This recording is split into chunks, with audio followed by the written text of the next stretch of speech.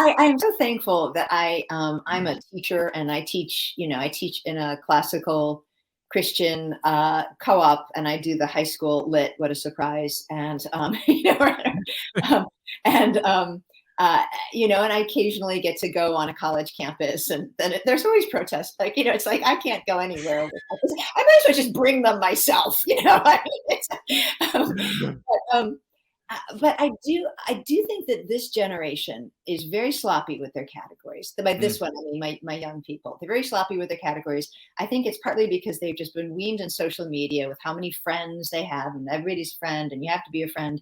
And yet, if that person isn't Jesus's friend, that person is not my friend. And that's just reality. And I think for me, this came home to me when I was sitting at Ken Smith's table, probably like for the 100th time or something like that. And, we're having a meal. I'm feeling sorry for myself. I'm like, look at this. I'm the only lesbian here. And, everybody, and, nobody appreciates, all the troubles I've seen. Jane Austen, my sore throats hurt more than everybody else's. She actually said that. But that's how that's where I was kind of going. And, they don't really care about me. They just care about this Jesus guy. But there I am happily eating their food and enjoying my time with them. And that we're done with the meal, and the psalters, some child puts a psalter in front of me, and we open it to Psalm 23 and we sing, and I'm a singer. I love to sing. And we get to that line, and I'm dining in the presence of my enemies. And at first I'm like, wow, you mean Jesus knows that here I am dining in the presence of my enemies?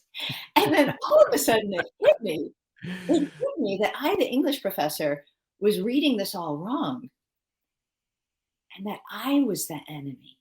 Mm-hmm. That it wasn't that I was in the presence of my enemies. Those people that I thought were my enemies were allowing me, the enemy, to come to the table. And they were feeding me, and they were praying over me, and they were loving me. And even worse than that, I realized that I was Christ's enemy. And I would love to say at that moment, I dropped to my knees and, committed my life to Jesus, but I didn't. A sinner's prayer. At least a year longer than that, and tried to make this work. But there was like this little crack of light in a very dark world. And it was the moment that I realized I was an enemy. And that is the offense of the gospel that the Lord Jesus Christ used for my good and my salvation and his glory. Why do we want to deny people that?